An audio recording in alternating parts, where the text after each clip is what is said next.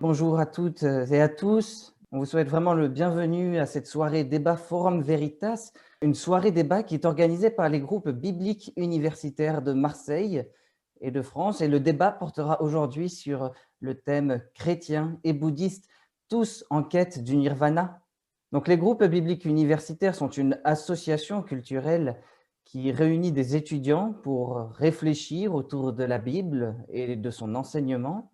Et ces groupes bibliques universitaires, donc de France et de Marseille en particulier pour ce Forum Veritas, font des forums Veritas, des temps de débat, des rencontres qui visent à mettre en dialogue la pensée chrétienne avec d'autres visions du monde. Alors je me présente, je suis votre modérateur aujourd'hui. Je m'appelle Christian Cruchet et je suis étudiant en master de théologie à Vaux-sur-Seine et je suis également pasteur stagiaire à Marseille.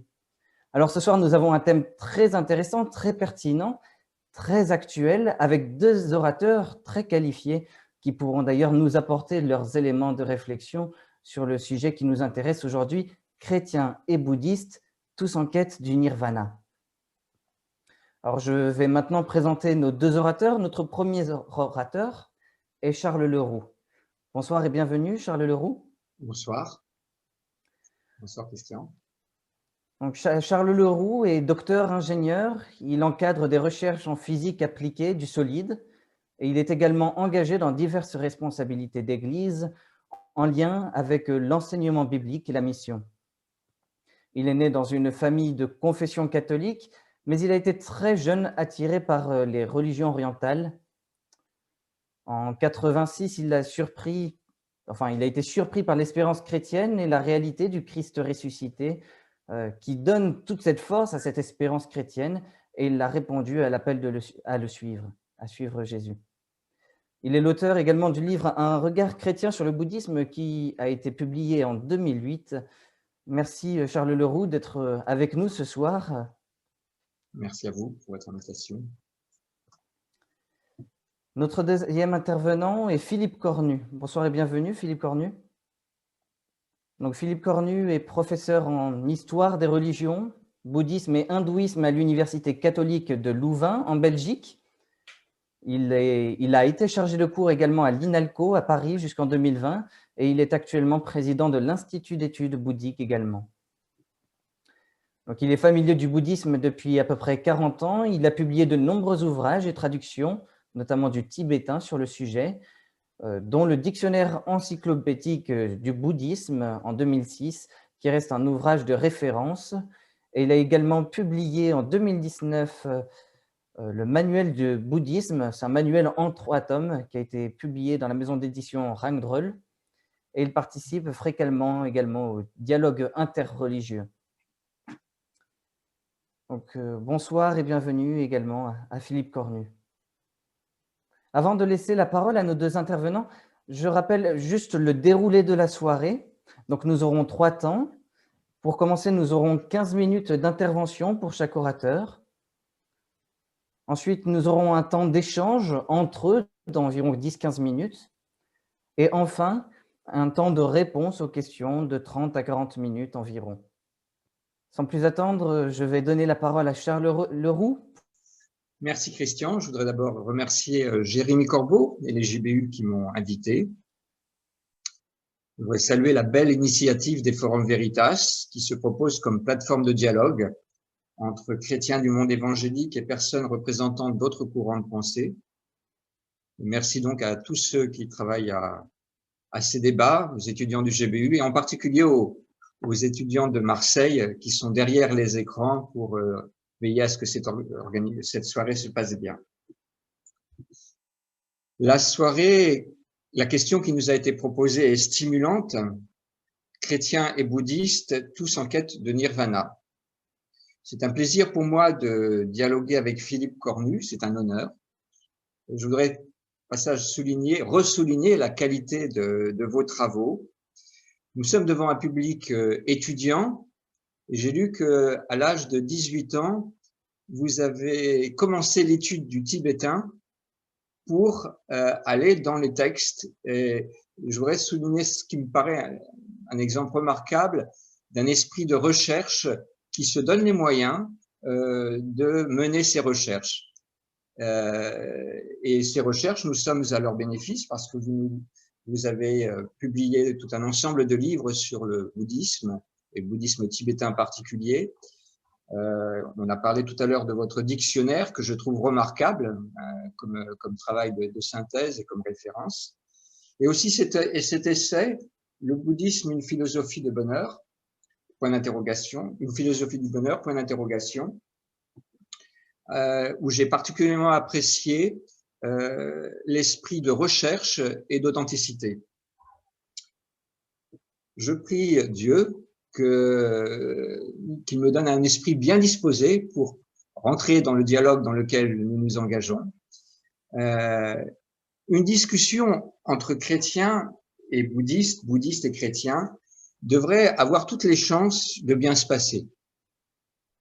En effet, nos maîtres respectifs, Siddhartha Gautama pour les bouddhistes et Jésus de Nazareth pour les chrétiens, nous ont enseigné à bien dialoguer, à cultiver l'esprit de tolérance et l'accueil de l'autre. Et dans la suite de cet exposé, plutôt que de parler en l'air, j'aimerais me référer au texte. Et donc, sur ce sujet de la tolérance, eh bien, on trouve ces belles paroles chez le Bouddha, dans le Dhammapada. Jamais par la haine n'est attisée, mais elle est apaisée par la bienveillance. C'est une vérité éternelle. Toujours dans ce même Dhammapada, on trouve plus loin, on devrait vaincre la colère par la bienveillance, la méchanceté par la bonté, l'égoïsme par la charité et le mensonge par la véracité. Quant à Jésus de Nazareth, il déclare dans le Sermon sur la montagne que rapportent les évangiles, « Heureux les doux, car ils hériteront la terre. » Et plus loin, « Heureux les artisans de paix, car ils seront appelés fils de Dieu. » Pourtant, et nous aurons peut-être l'occasion d'y revenir au cours de notre débat, force est de constater que ces belles paroles n'ont pas toujours été mises en pratique par ceux qui s'en réclament. La question qui nous est proposée ce soir est chrétiens et bouddhistes, tous en quête du nirvana. Je dirais tout d'abord que bouddhistes et chrétiens, à l'invitation de leurs maîtres respectifs, me semblent tous être des enquêtes, des chercheurs de vérité. L'un, Siddhartha Gautama, est né au nord de l'Inde, à une période sans doute proche de celle de Socrate en Occident, et l'autre, Jésus de Nazareth, autour de l'an 0, pas très loin de Jérusalem. Vous aurez sans doute l'occasion, Philippe Cornu, de mieux l'expliquer que moi, mais le Bouddha nous est présenté comme un homme en recherche. Le sutra, c'est-à-dire sermon de la noble recherche, nous le présente à l'issue de sa quête, de sa recherche. Et quand il se lève de l'arbre de la Bodhi, l'arbre sur lequel il méditait, je cite ce sermon, il dit « Je conquis la parfaite sécurité, non née, indestructible, le nirvana ». Puis après un temps d'hésitation dans ce même sutra, on le voit se décider à enseigner le fruit de ses recherches. Quant à Jésus de Nazareth, il adresse à ses disciples cette invitation. Cherchez. Je dirais qu'il adresse cette invitation à tout homme, toute femme. Cherchez et vous trouverez. Frappez et on vous ouvrira. Demandez et vous recevrez. Et cette recherche de la vérité trouve chez lui une déclaration on ne peut plus étonnante, qui me semble à même d'interpeller tout homme, toute femme. En effet, l'évangile de Jean, l'apôtre Jean, nous rapporte cette parole étonnante de Jésus à ses disciples quelques heures avant d'être arrêté puis crucifié. Il leur déclare « Je suis le chemin, la vérité et la vie. Nul ne vient au Père que par moi. » Alors, cette question demeure. Bouddhistes et chrétiens sont-ils tous deux en quête de nirvana? Le mot nirvana est l'occasion en Occident d'un profond malentendu. Il signifie pour beaucoup d'occidentaux bonheur suprême. Nirvana, c'est même le nom d'un groupe de rock musique des années 80-90. Et le Nirvana de son leader, Kurt Cobain, fut bien triste. Je prends le mot ici Nirvana dans son sens étymologique et non pas dans le sens simplement étymologique que lui donne le bouddhisme. Le Nirvana, quel Nirvana les uns et les autres, chrétiens et bouddhistes, chercheraient-ils? Il me semble juste de dire, mais peut-être que Philippe Cornu me corrigera, que les bouddhistes sont bien à la recherche du Nirvana. Dans la citation que j'ai faite tout à l'heure du Sutra de la Noble Recherche, le Bouddha dit avoir conquis le mot Nirvana. Et ce mot Nirvana, qui signifie extinction, me semble-t-il, en pali, un peu comme l'extinction d'une flamme, d'une bougie sur laquelle on souffle et qui s'éteint. Le Nirvana est bien au centre de la troisième vérité des êtres nobles, Nirodha, au sujet de la cessation de la souffrance. Mais je pense que Philippe Cornu aura l'occasion de bien mieux que moi l'expliquer et montrer ce que signifie cela pour les bouddhistes. Alors, si bouddhistes et chrétiens partent bien d'un constat parallèle, me semble-t-il que l'on peut qualifier de mal-être chez les chrétiens, de dukkha, souffrance chez les bouddhistes, peut-être de faux êtres, nous aurons peut-être l'occasion d'en discuter. Il me semble que le but de leur quête est quelque part aux antipodes. Et si il me semble que les bouddhistes sont en quête de nirvana, je dirais que les chrétiens, je répondrai assez franchement non, les chrétiens ne sont pas en quête de nirvana. Mais alors, que cherchent-ils? Je donnerai pour le résumer deux mots que l'on trouve dans les récits de l'Évangile. Les récits selon Matthieu, Marc, Luc et Jean.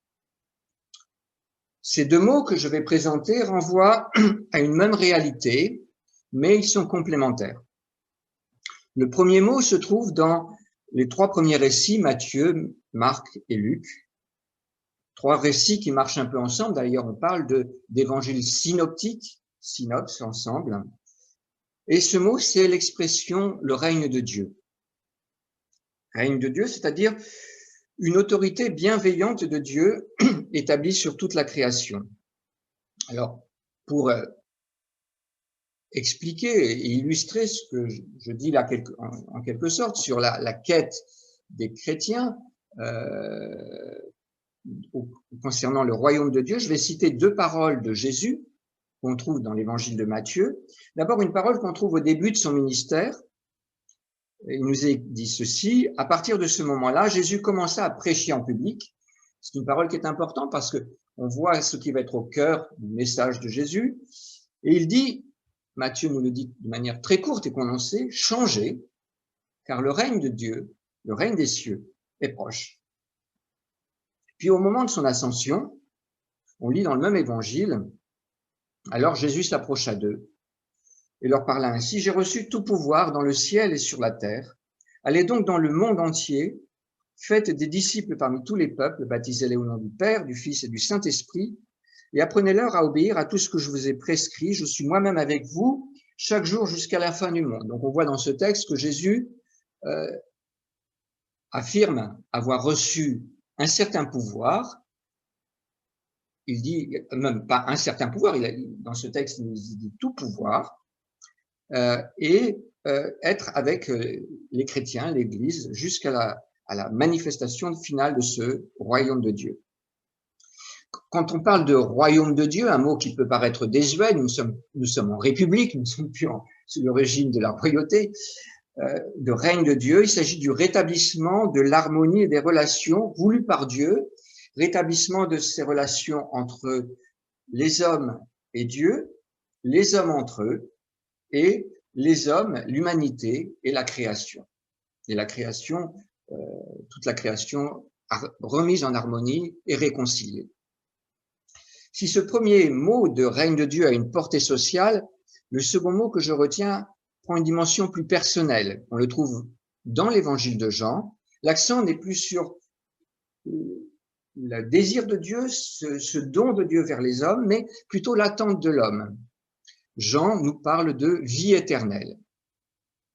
J'ai tout à l'heure cité cette parole de Jésus à ses disciples où il se présente comme la vie, parole surprenante, qui nous interpelle et qui interpelle, je crois, tout homme et qui demande explication aussi.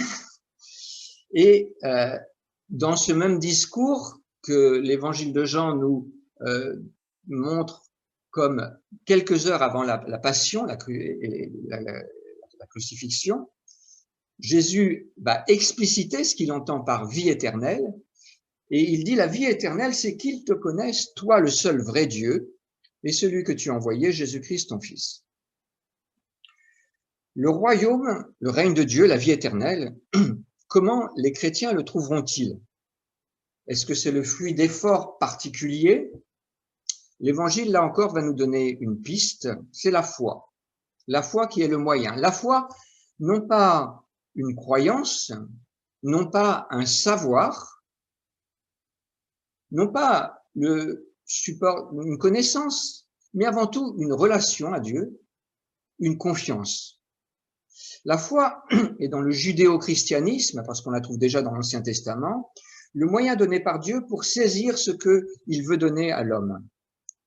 Je cite le prologue de Jean pour appuyer ceci. Disant de Jésus, il dit, certains pourtant l'ont accueilli, ils ont cru en lui. À tout cela, il a accordé le privilège de devenir enfant de Dieu. À ce stade de notre réflexion, nous pouvons légitimement nous poser la question, mais pourquoi le royaume de Dieu et la vie éternelle sont-ils à rechercher si on croit dans un Dieu tout-puissant? Un Dieu tout-puissant n'est-il pas tout-puissant? Ne régnerait-il donc pas? Où sont donc aujourd'hui son règne et sa bonté?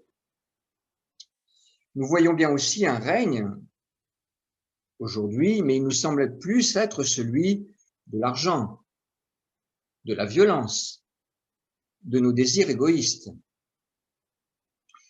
Le monde nous émerveille, mais nous sommes tristes de ce qu'il est devenu entre nos mains. Les mers ne se sont pas polluées toutes seules. Le réchauffement climatique n'est pas le résultat d'un effet de cycle dans la nature, mais bien le fruit de notre délire de consommation.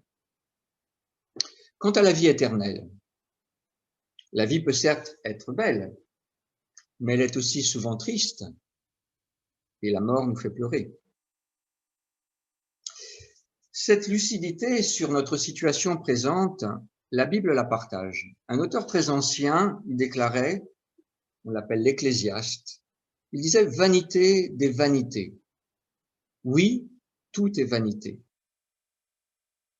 Pourquoi notre monde, dans sa situation présente, est-il soumis à la vanité? Je laisserai à ce sujet l'apôtre Paul répondre. Voilà ce qu'il dit dans sa lettre aux Romains. Car la création a été soumise au pouvoir de la vanité, on pourrait dire de la fragilité. C'est pas produit de son gré, mais à cause de celui qui l'a soumise, qu'il y a soumise. Il lui a toutefois donné une espérance, c'est que la création elle-même sera délivrée de la puissance de la corruption qui l'a servie pour accéder à la liberté que les enfants de Dieu connaîtront dans la gloire. Notre situation, je dirais pour finir, notre situation présente et pour le moins paradoxale résulte du choix de l'humanité, presque dès ses origines, de vivre dans l'indépendance de Dieu. Et de ce choix résulte notre enfermement. Un enfermement que nous ne choisissons plus désormais, mais dans lequel nous sommes placés dès notre conception. Voilà bien le premier héritage que nous transmettent nos parents. Mais selon l'Évangile, selon la Bible, Dieu n'a eu de cesse, depuis ce choix ancien de l'humanité, de venir chercher l'homme et la femme. Cette quête de Dieu pour trouver l'homme qui se cache derrière ces feuilles de figuier a trouvé son aboutissement ultime en Jésus de Nazareth. Cet homme que nous croyons aussi être Dieu, revêtant notre humanité, et venant parmi nous pour nous délivrer du mal et nous conduire à la vie. Voilà ce que j'avais à cœur de vous partager justement sur cette perspective chrétienne, sur l'espérance, la quête des chrétiens. Je vous rends la parole, Christian et Philippe. Merci Charles Leroux pour votre intervention. Et sans plus attendre, je donne maintenant la parole à Philippe Cornu. Bonjour à toutes et à tous. Oui, donc c'est difficile de parler de quelque chose qui n'est pas toujours bien connu en un quart d'heure, évidemment. Un quart d'heure, c'est tellement court. Je rebondirai un petit peu sur ce qui a été dit pour un petit peu préciser comment répondre, etc., pour qu'il y ait une sorte de dialogue déjà. Oui, le Bouddha c'est effectivement sous une forme humaine qu'il s'est manifesté pour faire une quête. Il était en fait, selon son hagiographie, un prince et je dirais élevé d'une façon princière, mais ça ne le satisfaisait pas et sa quête a commencé quand il est sorti en fait du milieu du palais, etc., et qu'il a fait des rencontres. Il a fait la rencontre d'un malade, d'un cadavre, de la vieillesse, hein, d'une personne très âgée. Et il a découvert ainsi en fait quelque chose qu'il n'avait pas vu pendant son enfance et son adolescence, enfin le début de son adolescence, il a vu la souffrance. Et il a vu que cette souffrance en fait semblait apparemment comme ça inéluctable. Et ça l'a insurgé. Et il a décidé en fait de faire la quête en fait de l'origine de cette souffrance pour pouvoir l'éradiquer. Donc l'idée du Bouddha, c'est de se débarrasser de la souffrance. Mais se débarrasser de la souffrance pas d'une façon superficielle, pas en prenant des calmants, mais d'éradiquer la souffrance, de l'extirper à sa racine. Il a donc fait cette quête et il a découvert lors de son éveil que cette souffrance prenait sa racine dans notre esprit. Que c'est notre esprit en fait qui fait des choix. C'est notre esprit qui part dans les passions, comme le disait donc Charles, c'est-à-dire par exemple le règne, on parle du règne de la violence, des désirs égoïstes qui déferlent à notre époque, du règne de l'argent, etc. Eh bien, tout cela, ce sont des passions humaines. Et ces passions, où est-ce qu'elles naissent? Dans notre esprit. Elles naissent de l'avidité. Elles naissent en fait fondamentalement d'une forme d'ignorance. Et le Bouddha a découvert que tout ça était lié à l'ignorance de notre vraie nature, de ce que nous sommes véritablement. Donc nous prenons pour quelqu'un d'autre. Et nous sommes un petit peu sur cette terre, un peu comme des sortes de voyageurs vagabonds, sans domicile fixe. On ne sait pas trop où on va, on ne sait pas d'où on vient vraiment. Et qui voyagent avec une fausse identité. Cette identité qu'on se donne, c'est ce qu'on appelle le moi, le petit moi, l'ego, c'est-à-dire en fait une vision très étroite de soi-même et qui nous amène à avoir une vision extrêmement étroite également de notre rapport au monde. Parce que tout est entièrement auto-centré sur soi-même, vous voyez, c'est qu'est-ce qui va m'arriver, etc. Est-ce que cet objet est bon pour moi? Est-ce qu'il est menaçant? Ou alors est-ce qu'il m'indiffère? Et finalement, tout est totalement égocentrique dans notre vision des choses. Ce qui fait que, évidemment, dans cette vision-là, quand nous avons un rapport au monde, on a un rapport étriqué au monde en termes d'intérêt personnel. Et dans cette vision-là, qu'est-ce qui se passe? Eh bien, en fait, je vais agir. Et je vais agir en fonction des passions qui m'animent, qui peuvent être fondamentalement, il y a 3 passions de base, c'est la stupidité, l'ignorance, l'opacité mentale, l'égarement, une espèce de je ne sais pas où je suis ni quoi que ce soit, je ne comprends pas vraiment ce que je fous là. Et puis le désir attachement pour essayer de de renforcer cet ego, de lui donner en quelque sorte une sécurité, etc., et de s'accaparer des choses, ou des êtres, évidemment. Et puis la colère-aversion, qui consiste à se débarrasser de tout ce qui est menaçant dans la vie, et même des êtres qui nous paraissent nous agresser, etc., que ça soit juste ou faux, c'est pas le problème, c'est une forme de réponse. Donc, en fait, en réalité, dans notre vie, nous sommes guère différents de formes de vie, même beaucoup plus primitives, comme les amibes qui vont, dans le milieu de leur vie, aller vers les proies, les bactéries à absorber, rejeter, s'il y a par exemple, on met une goutte d'acide dans leur milieu de vie, elles vont au contraire partir. En fait, on n'est pas très différent dans notre façon instinctive de vivre d'animaux qui sont assez primitifs. Et donc, la belle humanité n'est pas si intelligente que ça quand elle se comporte de cette manière. Et surtout, ça l'amène à avoir des conséquences dans ses actes. Et les conséquences de ces actes, c'est qu'il crée des conditions à travers ces actes qui sont liées à ses intentions, et ces intentions étant des intentions stupides qui sont liées en fait à l'égocentrisme, eh bien, les résultats de ces actes vont le conditionner et vont également conditionner ce qu'il va vivre par la suite. Alors, si nous avons de bonnes intentions, les résultats seront de bonnes conditions d'existence, certes, mais si nous avons des intentions tordues, eh bien, en fait, les résultats, ce sont des souffrances dans l'existence, des difficultés. Et là, on a évidemment ce qu'on appelle le karma. C'est ça le karma. Le karma n'est pas du tout fataliste. Le karma, c'est l'action qui porte un fruit. Et donc, on peut le comprendre, hein, qui sème le vent récolte la tempête. Hein, ça aussi, c'est quelque chose qu'on peut trouver dans les évangiles. Donc, il y a quelque chose là qu'il faut comprendre, c'est que nous sommes responsables de nos actes. Mais en même temps, nous sommes sous le joug de l'ignorance et il nous faut pour ça nous débarrasser de l'ignorance, c'est-à-dire vaincre l'ignorance. Et pour ça, il faut travailler sur notre esprit. Et donc, le Bouddha a dit que la souffrance était omniprésente dans notre vie parce que nous étions ignorants, parce que nous nous prenons pour quelqu'un d'autre que ce que nous sommes. Mais il a également expliqué qu'il pouvait y avoir une cessation de cet état à travers le fait de lâcher, en quelque sorte, les mauvais comportements. Et pour ça, il faut connaître son esprit. Il faut savoir comprendre comment nous fonctionnons véritablement, aller au fond de l'esprit et découvrir notre vraie nature. Et l'idée, c'est qu'il y a une transcendance dans le bouddhisme. Mais cette transcendance, elle est dans l'immanence, c'est-à-dire elle est à l'intérieur de nous-mêmes. Ce n'est pas un Dieu extérieur, il n'y a pas cette extériorité. Ça serait une différence avec le christianisme, c'est que le christianisme est une religion de relation, avec un être qui est tout autre, mais qui en même temps, à travers le mouvement de l'amour, il y a une possibilité de rentrer en contact étroit avec cette source. Dans le bouddhisme, cette source, elle est en nous, tout simplement. C'est ce qu'on appelle la nature de Bouddha.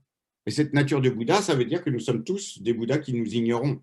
Un Bouddha, c'est pas un dieu, c'est un être qui n'a plus aucun conditionnement, qui s'est totalement libéré, qui s'est affranchi de tous les conditionnements sources de souffrance.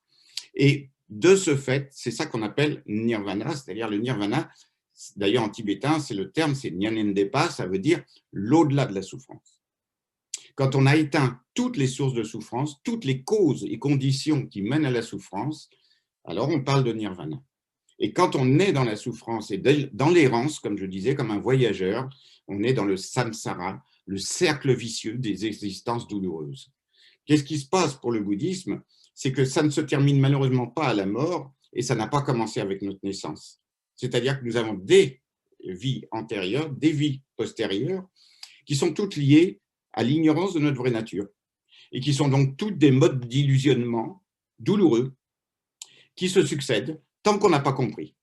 L'idée du nirvana aussi, c'est de s'affranchir des renaissances successives, d'arrêter de renaître, hein, contrairement à une idée reçue qui, parfois, les gens pensent que les renaissances, c'est super parce qu'on a plusieurs vies, plusieurs chances. Ben, ce n'est pas vraiment ça, non, au contraire, il faut trancher à travers ces renaissances pour ne plus renaître et atteindre ce nirvana. Mais ce nirvana, il n'est pas considéré de la même manière dans les différentes formes de bouddhisme. C'est-à-dire que le nirvana, c'est au-delà de la souffrance, certes, Mais qu'est-ce qu'on fait en nirvana? On pourrait s'y emmerder d'une certaine manière. On pourrait se dire, mais oui, mais c'est la cessation de quoi? C'est la cessation de la vie. Non, ce n'est pas la cessation de la vie. C'est l'accès à une vie d'omniscience et de compassion. C'est-à-dire que quelqu'un qui rentre en nirvana, qui devient un Bouddha, donc c'est quelqu'un qui va pouvoir exercer sa compassion pour le bien des êtres, tout en étant affranchi de l'océan des souffrances qui est représenté par ce samsara. Il va pouvoir y retourner, mais c'est un peu comme un plongeur qui retournerait dans l'eau, mais sans se mouiller. C'est-à-dire que lui est complètement dans la maîtrise totale de son esprit, dans l'omniscience qui lui permet de comprendre aussi toute la souffrance des êtres, le pourquoi, le comment de la souffrance et comment y remédier, et qui va aider les êtres à trouver le chemin de se libérer eux-mêmes de cette souffrance. Il n'est pas un sauveur. Il n'y a pas l'idée que le Bouddha est un sauveur, mais c'est un guide. Donc il propose un chemin. Il propose un chemin et c'est aux êtres de prendre ce chemin. Et il va proposer diverses façons de faire ce chemin selon les dispositions des êtres. On dit même traditionnellement qu'il y a 84 000 types d'enseignements pour 84 000 types de tempéraments ou d'êtres. Ça veut dire, bon, c'est un chiffre évidemment tout à fait symbolique, mais ça veut dire vraiment qu'en fait, il y a un chemin adapté à chacun. Et ce chemin demande cependant qu'il y ait vraiment la participation active de celui qui le prend. C'est lui qui chemine, c'est l'être qui prend le chemin et qui arpente ce chemin jusqu'au bout, jusqu'à sa libération. Donc, l'idée, c'est une libération de la souffrance, fondamentalement, mais une libération définitive de la souffrance, bien sûr. Et surtout, ça veut dire qu'on a le flambeau, le Bouddha a fait son boulot, mais nous, à notre tour, on n'est pas au chômage.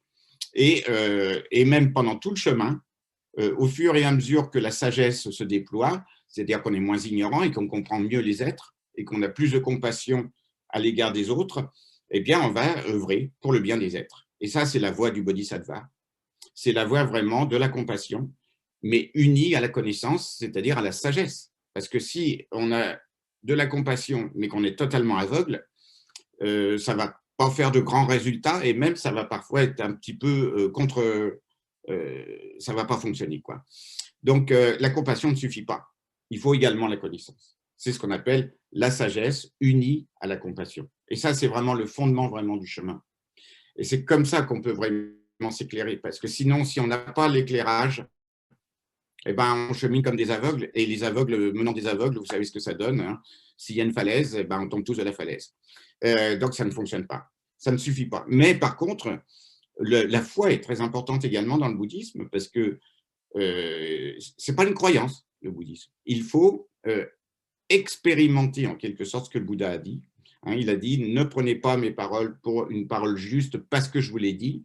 Soyez comme un orfèvre qui, quand on lui donne un grain d'or, va le marteler, le chauffer, l'étirer pour vérifier qu'il s'agit vraiment d'or. » Ce qui est très important, c'est d'expérimenter. Donc, on va mettre l'accent sur la pratique.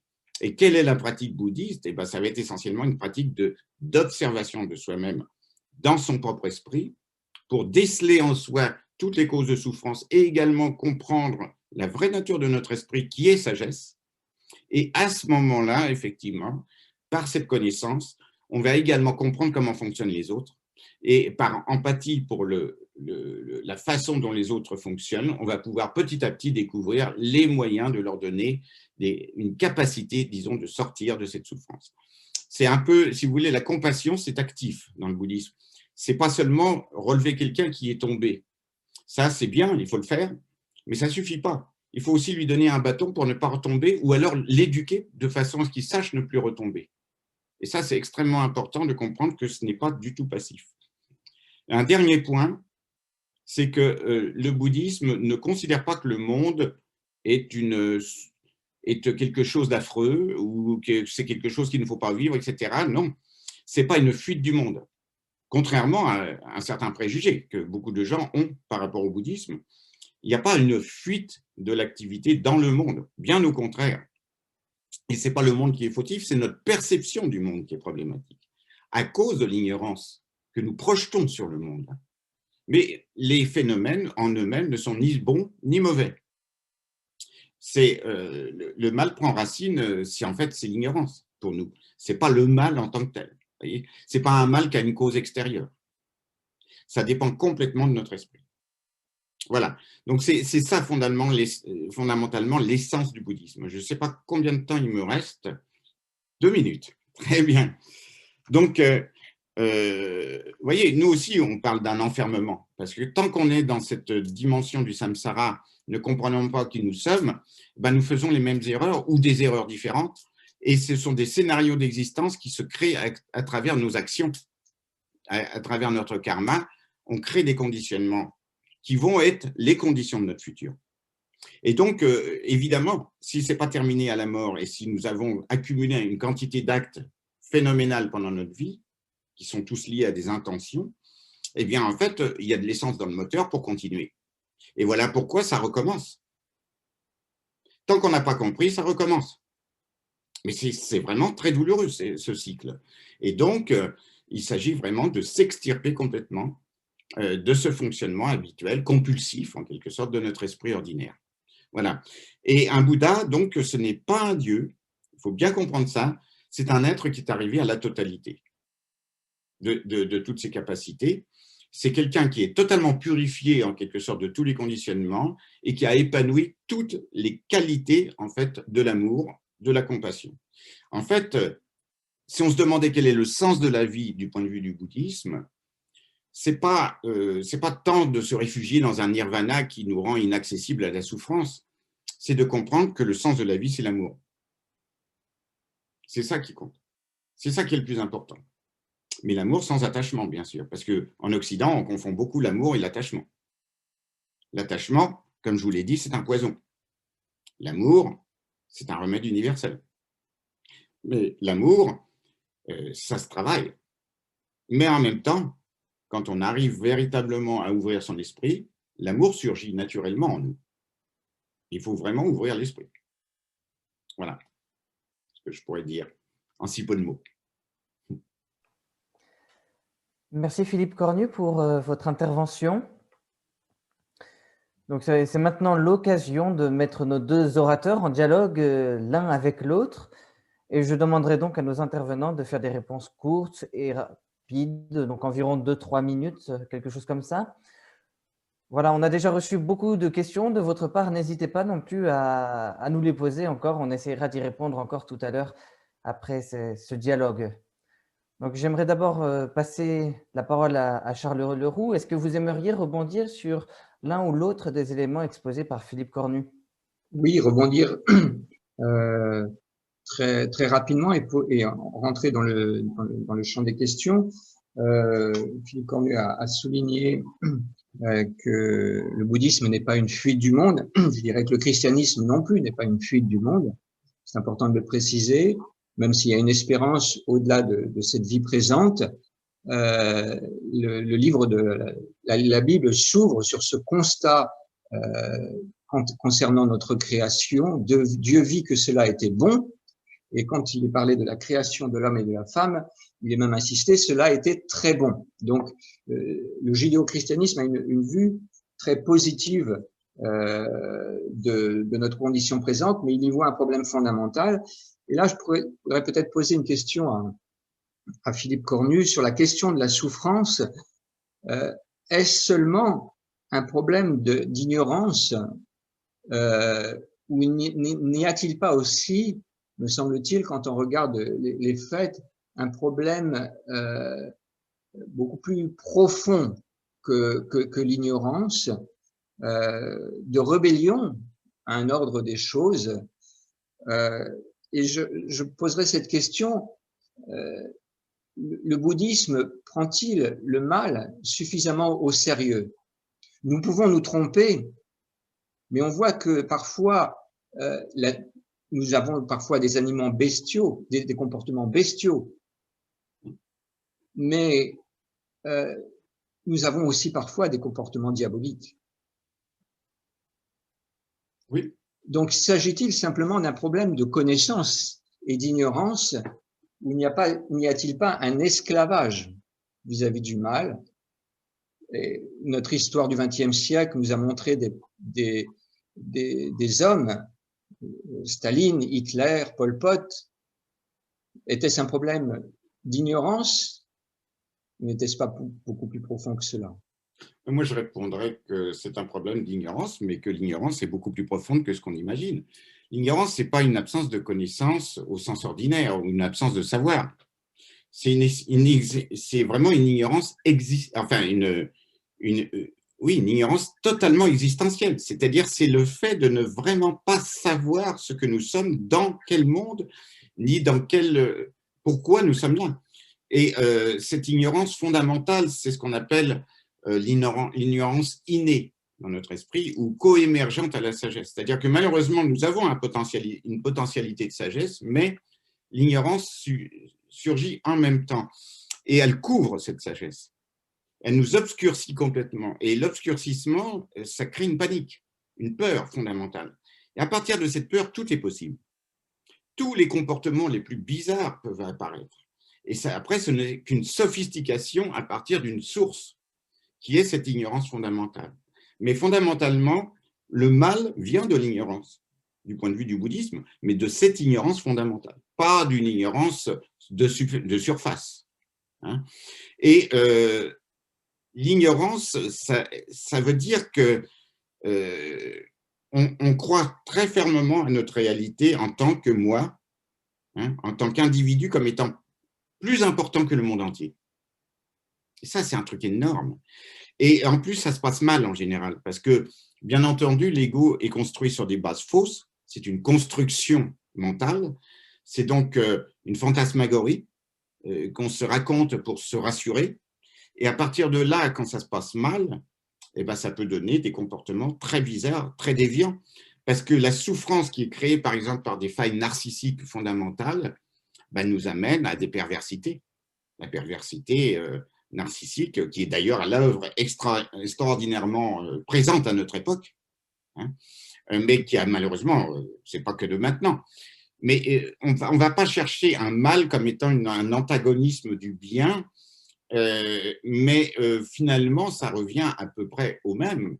C'est-à-dire qu'on l'appelle le mal ou l'ignorance, et la connaissance, quand on parle de la connaissance, c'est la connaissance de notre potentialité de compassion et d'amour. Donc, ce n'est pas une connaissance non plus qui est de l'ordre d'un savoir ou d'une maîtrise au sens ordinaire. Oui. Alors, je dirais que dans le christianisme, on a aussi cette notion d'ignorance, d'enfermement. On parle du vieil homme. L'apôtre Paul va parler du vieil homme, de cette nature héritée d'Adam. Mais en même temps… Moi, je pense par exemple à Évagre. Évagre le Pontique, par exemple. Il nous parle des passions de la même manière que dans le bouddhisme. Oui, oui. Je pense que bouddhisme et christianisme vont se rejoindre dans certaines pratiques, dans certaines… dans un certain parallélisme dans une vie intérieure, une vie mystique. Mais là, ce que je voulais souligner, c'est justement sur les compréhensions différentes.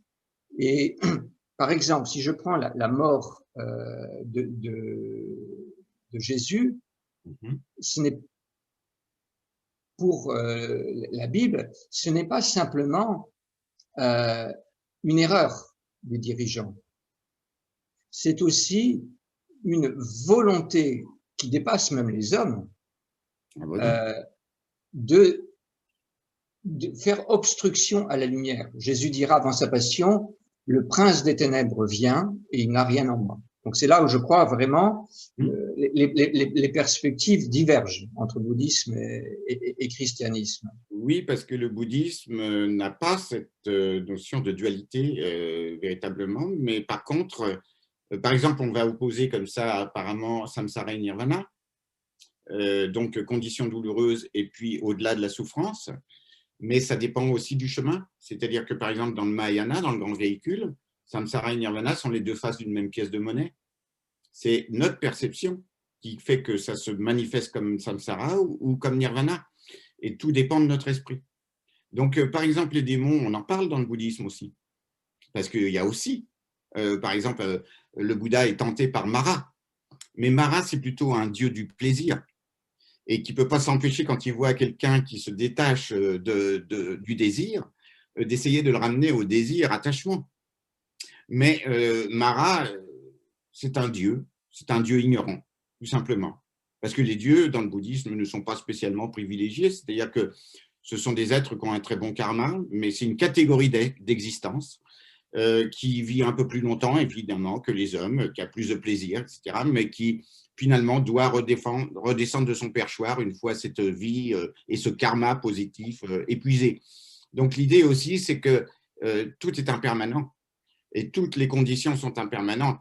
Et quelqu'un peut avoir fait des crimes, effectivement, dans une vie antérieure, subir effectivement des souffrances assez difficiles dans cette vie, mais il va peut-être avoir la possibilité de comprendre aussi qu'il y a quelque chose derrière ça qu'il faut qu'il comprenne.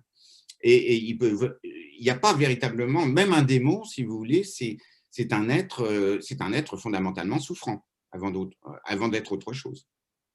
Il souffre de son incompréhension des choses, de sa violence qui est sa réponse. Hein, je vous ai dit qu'il y a 3 réponses possibles. C'est l'ignorance crasse, en quelque sorte, et puis il y a le désir et la colère. Mais derrière la colère, ça peut devenir de la jalousie, ça peut devenir de la dissimulation, ça peut devenir tout un tas de pensées perverses, et ça, c'est les passions, hein, c'est le déploiement des passions.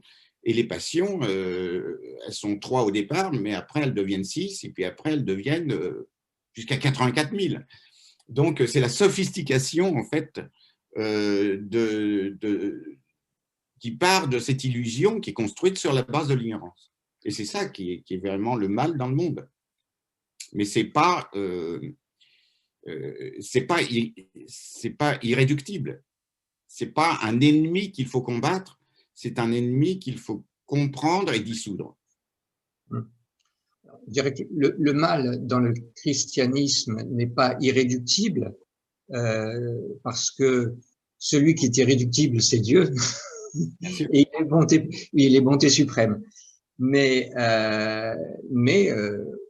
le mal est pris, me semble-t-il, très au sérieux, et il est envisagé dans le christianisme comme problème de connaissance vis-à-vis de Dieu, mais aussi problème de révolte vis-à-vis de Dieu. Et je dirais que ce qui distingue dans le christianisme la situation des anges et des démons et des hommes, c'est que les hommes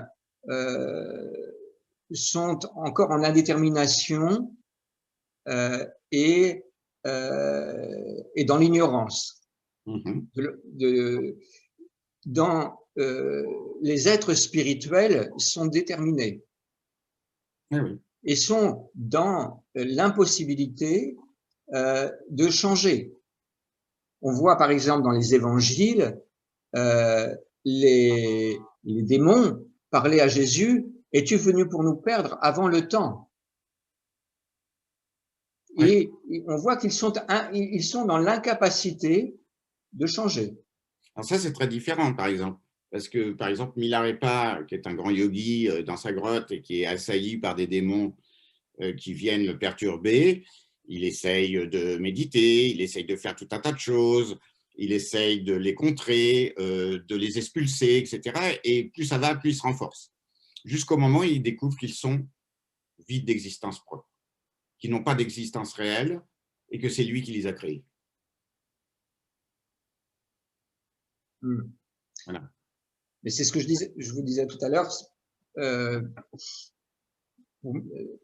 qui nous importe, chrétiens, et je crois que c'est de prendre au sérieux ce mal et d'y résister. Le Christ a lancé cet appel aux disciples: vous êtes le sel de la terre, vous êtes la lumière du monde. La lumière a vocation à résister aux ténèbres, et le sel a vocation à résister justement à un processus de... Et pour nous, les ténèbres et la lumière sont aussi bien intérieures qu'extérieures, mais on va au-delà d'un extérieur et d'un intérieur, quelque part. On va vers une vision dualiste, non dualiste, je veux dire, où il n'y a pas véritablement de cause extérieure, en fait. Mais c'est au-delà également d'une cause intérieure, parce que l'intérieur n'existe que par rapport à un extérieur. Et puis, les démons, effectivement, ne sont que des projections de l'esprit, fondamentalement. Alors, une fois qu'ils sont bien projetés, effectivement, ils peuvent apparaître comme réels et extérieurs, certes. Ils peuvent prendre des formes qui peuvent être, quelque part, des obstacles extérieurs. Ça, c'est clair. Mais, fondamentalement, il y a un niveau extérieur, intérieur et secret. Et le niveau secret, c'est que ça naît dans nos pensées. Tout à l'heure, vous avez parlé pour décrire l'état de Bouddha. Alors les mots, de toute façon, quand on parle des choses qui nous dépassent, ont leurs limites. Mais vous avez parlé d'êtres. Oui. D'êtres qui sont… alors ça, j'avoue que ça me surprend un petit peu. Comment peut-on parler d'êtres dans le cadre de principes bouddhistes comme la théorie des agrégats, les 5 agrégats, et aussi la théorie du non-soi, bien sûr, et la théorie de la coproduction conditionnée. C'est un problème. Comment un Bouddha peut-il encore être un être? Non, non, on parle des sattvas. Les sattvas, c'est des étangs, en quelque sorte, mais qui sont en devenir constant.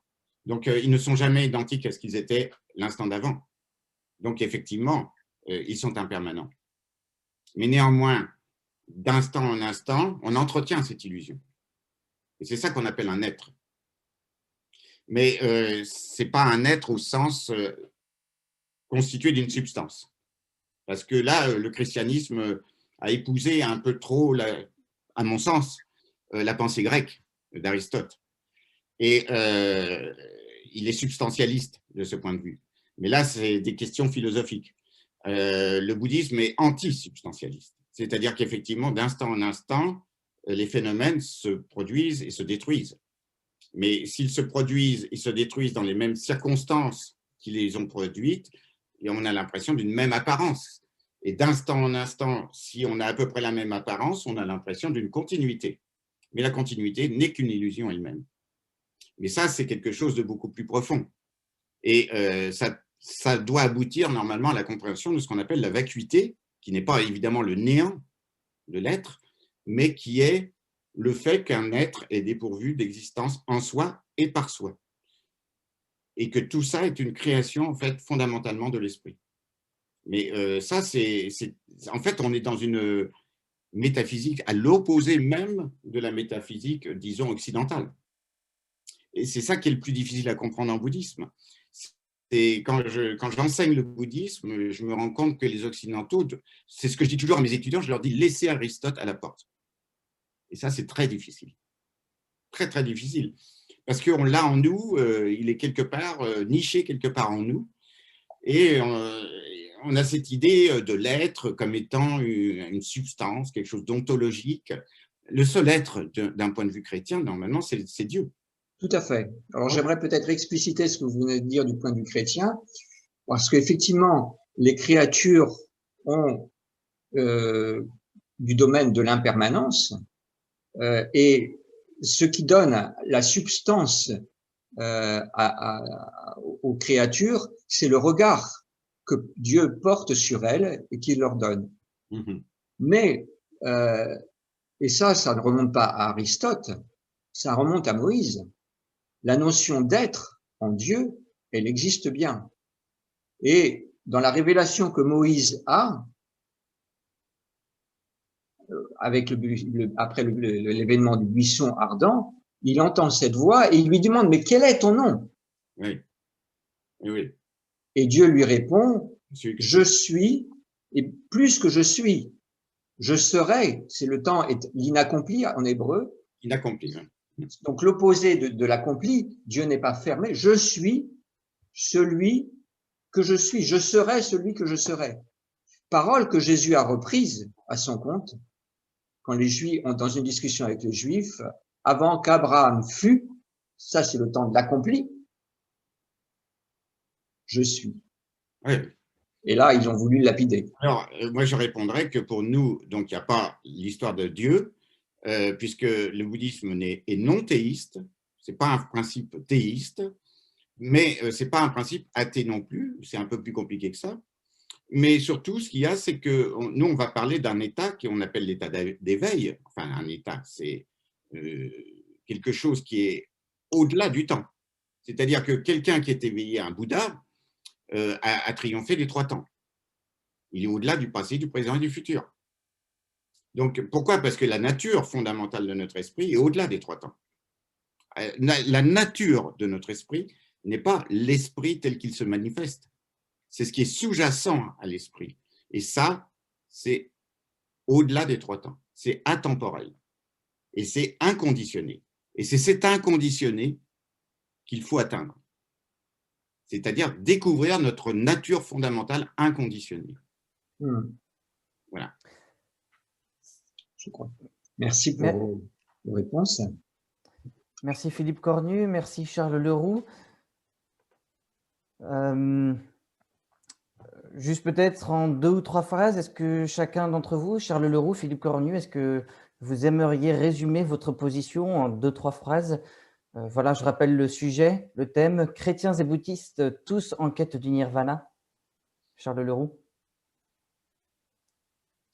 Alors, je vais bouleverser un peu la question. Je dirais que du point de vue chrétien, c'est Dieu qui s'est mis en quête de l'homme.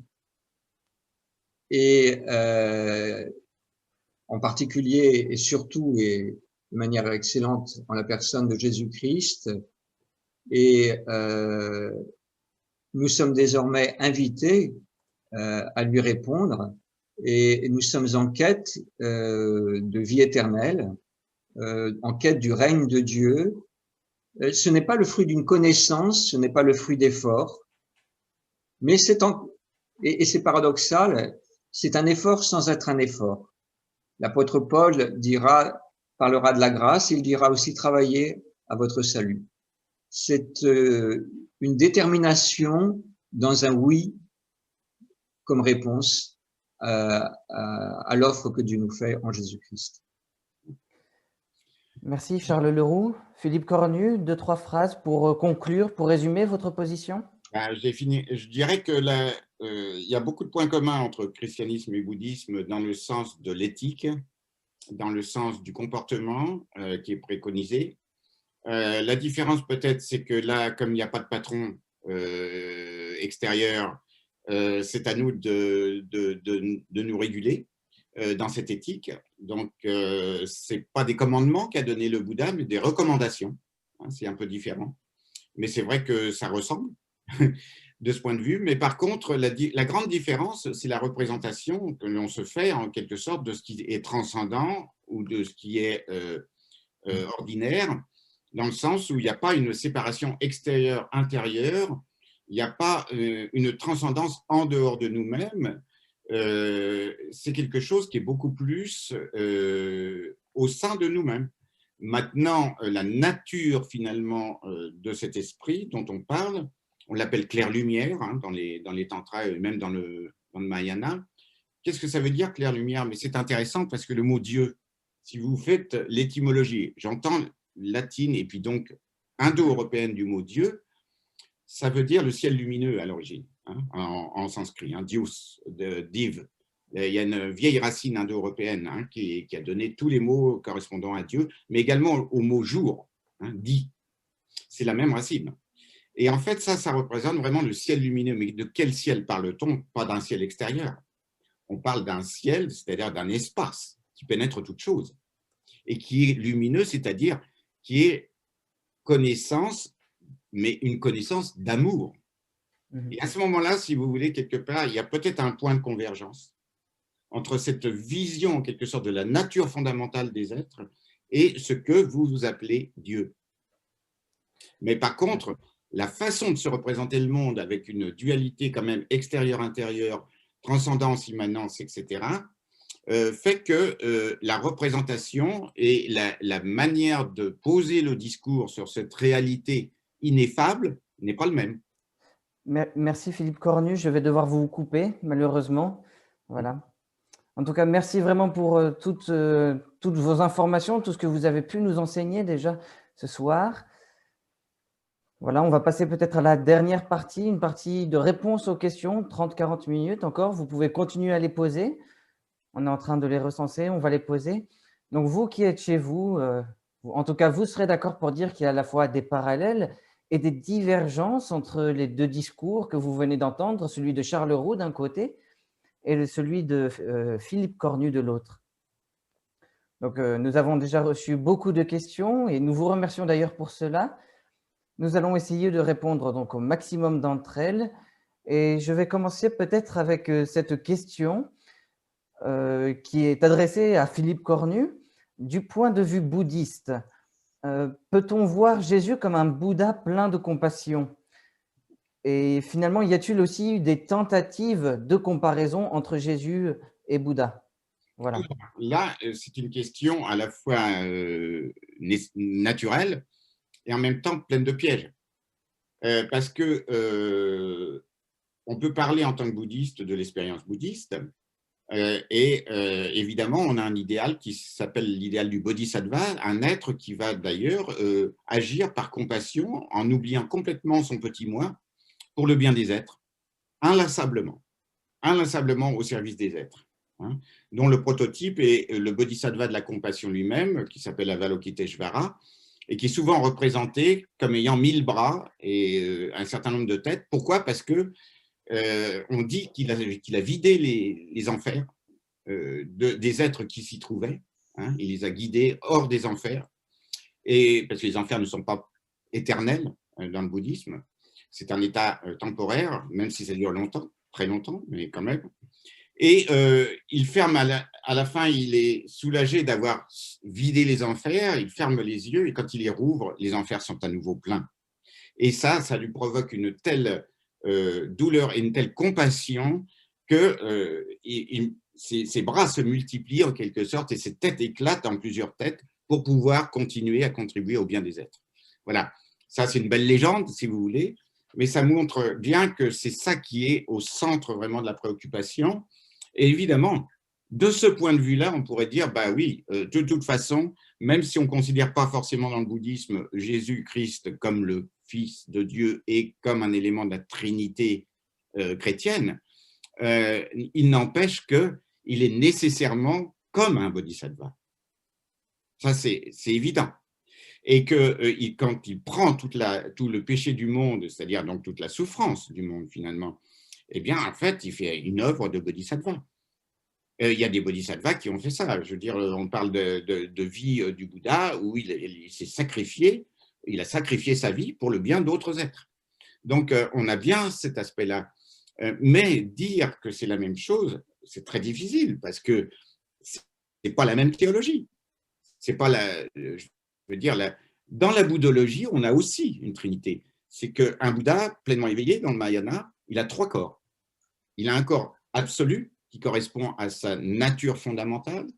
Il a un corps, en quelque sorte, lumineux, qui est plein de qualités et qui diffuse son enseignement, mais dans des sphères un petit peu supérieures. Et il a un corps d'émanation pour revenir dans le monde et pour aider les êtres dans ce monde. Et là, on pourrait dire que quelque part, ce Nirmanakaya, ce corps d'émanation, pourrait plus correspondre à ce que le Christ est dans le christianisme. Sauf qu'un Bouddha peut créer de milliers de corps d'émanation dans des milliers de mondes. Et par conséquent, ce n'est pas un seul être qui vient sauver un seul monde. C'est donc encore différent. Donc voilà, le problème, c'est que on a un système de référence qui est différent. Et à partir de ça, on peut faire des analogies, mais on ne peut jamais dire que c'est la même chose. Voilà.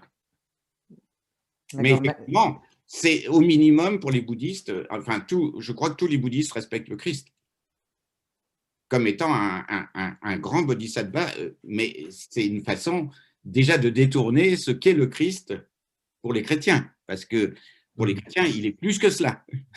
Voilà. D'accord.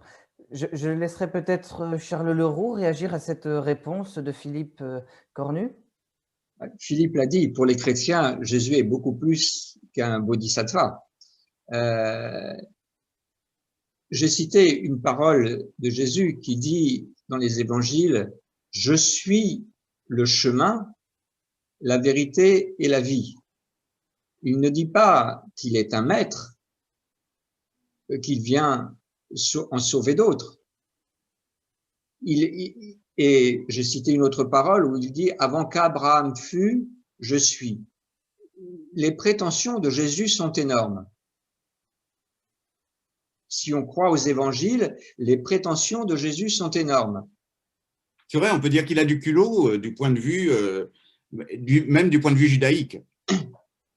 Alors, et du point de vue judaïque, mais, et c'est pour ça on parlait tout à l'heure de l'Ancien Testament, c'est que Jésus, en fait, dans l'Ancien Testament, il y a une attente profonde d'un personnage Messie qui se révèle et qui a plein, comment dire, les prophètes annoncent un personnage qui est plus qu'un personnage. L'Ancien Testament aussi parle d'une pluralité en Dieu. Un seul Dieu, mais on voit par exemple dans le livre des Proverbes que la sagesse de Dieu joue avec Dieu. Il y a un personnage qu'on appelle l'ange de l'Éternel qui est comme Dieu. Et pour les chrétiens, Jésus est un homme né d'une femme sans la vertu d'un homme, un homme qui a vécu, qui est mort et qui est ressuscité. Mais Jésus est aussi Dieu, la deuxième personne de la Trinité, qui a pris chair dans le sein de Marie. Donc, Jésus, dans l'Église catholique, on parle de saint. Les protestants ont un saint. Ils ont Ésaïe, le prophète Ésaïe parle du saint d'Israël, qui est un des noms de Dieu. Jésus est ce saint, unique, incomparable pour nous, donc il n'y a aucune commune mesure. Et pour donner peut-être mais c'est peut-être un petit éclairage aussi, les bodhisattvas, alors là vous pourrez m'éclairer Philippe Cornu, mais par exemple, alors je vais mal le prononcer, la figure, oui. Voilà, le Dalai Lama est une émanation. Émanation, oui. Voilà. J'ai beaucoup de respect pour le Dalai Lama, mais pour moi, il n'y a aucune commune mesure entre un personnage comme le Dalai Lama ou même des saints, des grandes figures religieuses du bouddhisme Ou que Jésus. Ou chrétienne. Voilà. Donc, oui.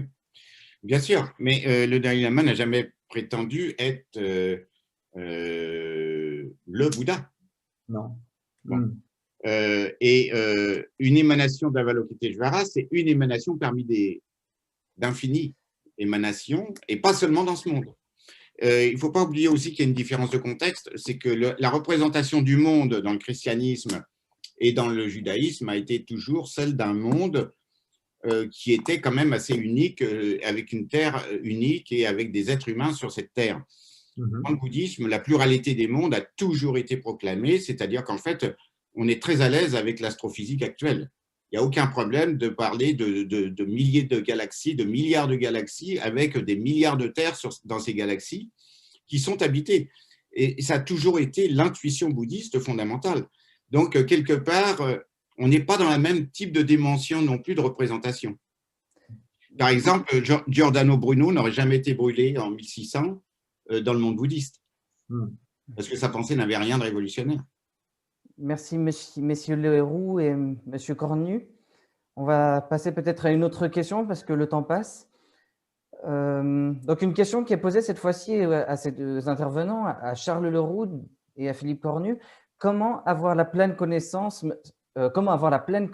finalement sans égoïsme ou orgueil, et finalement n'est-ce pas en opposition à l'amour? Alors je laisse peut-être Charles Leroux commencer par répondre. Alors la vertu principale dans le christianisme, c'est l'amour. L'apôtre Paul parle de connaissance, mais il dit la connaissance peut enfler. Nous connaissons en partie. Et il dit, nous connaîtrons mieux, mais aujourd'hui, effectivement, la connaissance peut être un piège. Maintenant, je vais jouer un peu sur les mots.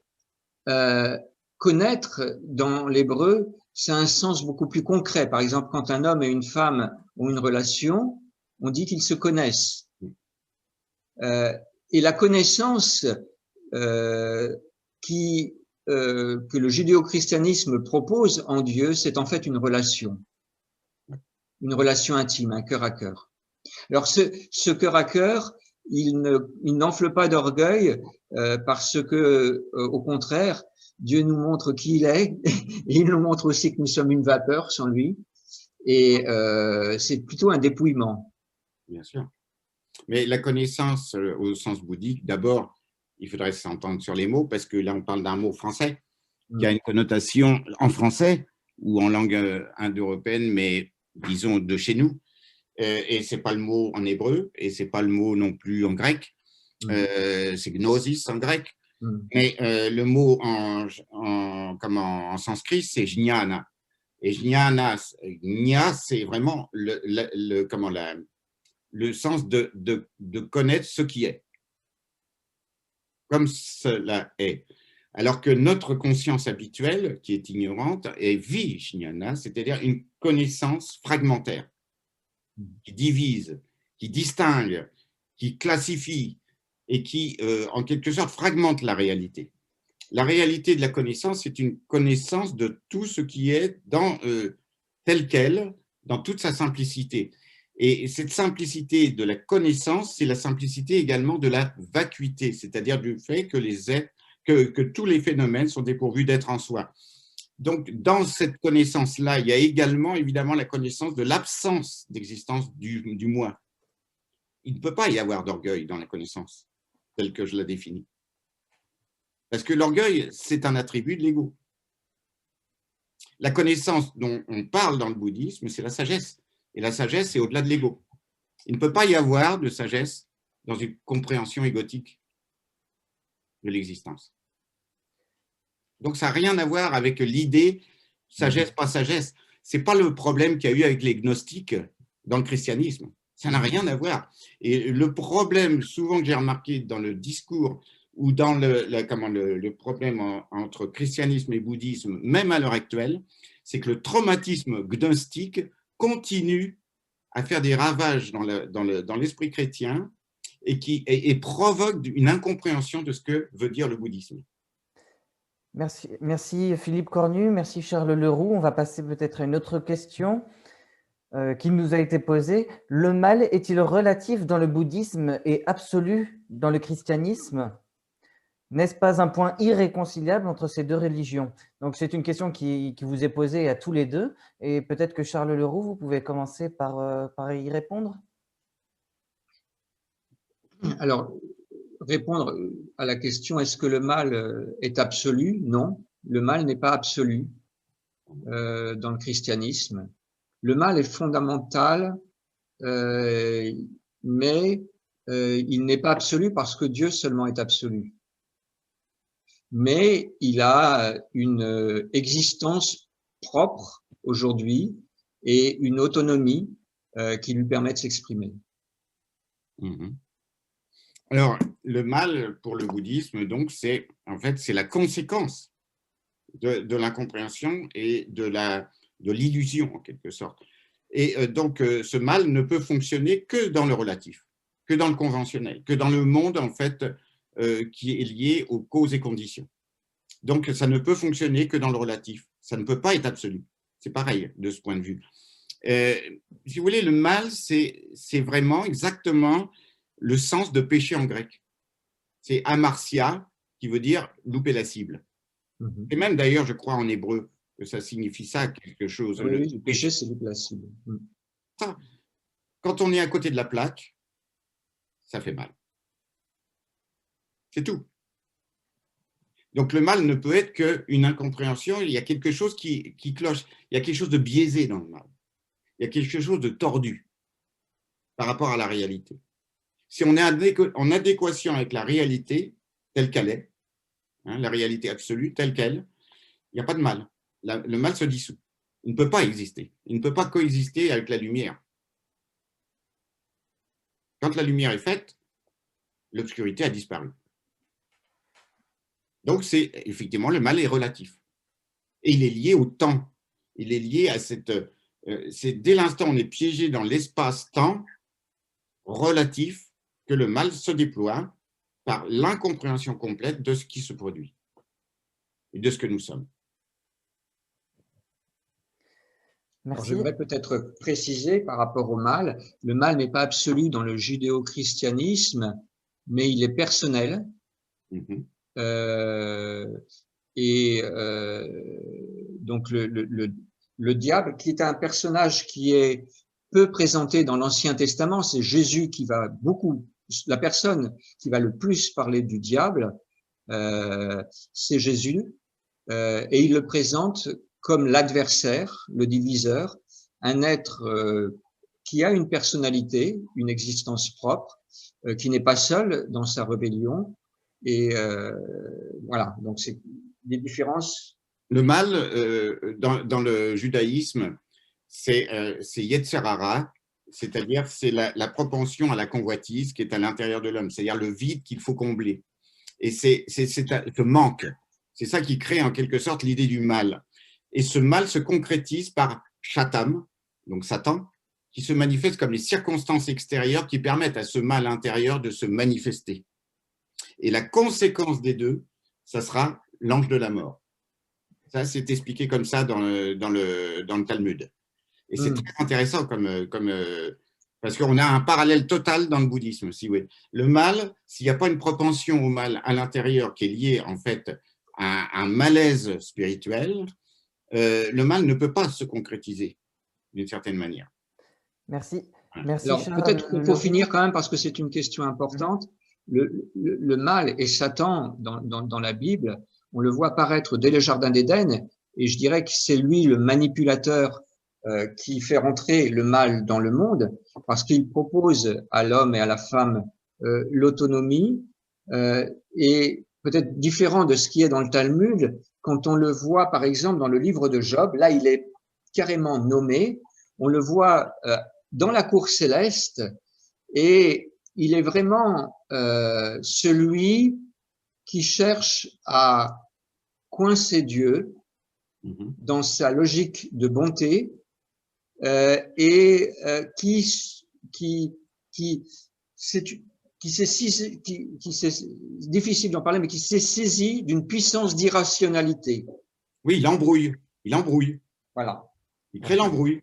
Ève se fait embrouiller et elle l'embrouille Adam, tout simplement. Mais elle se fait embrouiller. Merci vraiment pour vos réponses. Nous avons beaucoup de questions, des questions très intéressantes. Nous allons peut-être essayer d'y répondre de manière un peu plus courte, voilà, pour pouvoir répondre à un maximum de personnes aussi.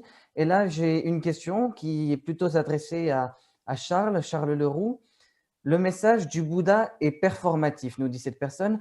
Qu'en est-il du message de Jésus ? Il faudrait comprendre ce que veut dire la question. Qu'est-ce que la personne a voulu dire dans le message du Bouddha est performatif. Alors, est-ce que c'est, oui, quelque part, si j'entends bien la question, dans le Sutra de la noble recherche, le Bouddha a conscience de s'être lancé dans une quête qui est difficile et de l'avoir réussi. Et il propose à ses disciples un chemin qui est le chemin du milieu, donc qui n'est pas l'excès des yogis de l'Inde et des brahmanes, mais qui est un chemin difficile et qui est un chemin exigeant. Oui. Dans le christianisme, il y a du performatif, oui, mais il a été fait par le Christ à la croix. Et à ce moment-là, ça ne veut pas dire que le chrétien est allongé dans une chaise longue à attendre que ça se passe. L'apôtre Paul nous dit « Dépouillez-vous du vieil homme et revêtez l'homme nouveau ». Donc, il faut rentrer dans cette dynamique, dans cette grâce qui nous est donnée. Marie, elle a eu qu'une chose à faire, c'est de dire oui, mais elle l'a dit. Il nous est quelque part, nous sommes invités, chacun pour notre part, à dire oui à Dieu et à le dire pas simplement une fois, mais à le dire tous les jours et à dire non à d'autres choses. Et ainsi, nous recevons la vie de Dieu, la vie qu'il veut répandre en nous. Moi, je vois Merci une question, Charles, Philippe, voilà. Philippe Cornu. je peux peut-être répondre aux questions telles que je les vois là. Si la convoitise est un mal, alors le désir de connaissance peut être un mal lorsqu'il est une convoitise. Bah oui, bien sûr. C'est exactement ce qui s'est passé dans le Jardin d'Éden.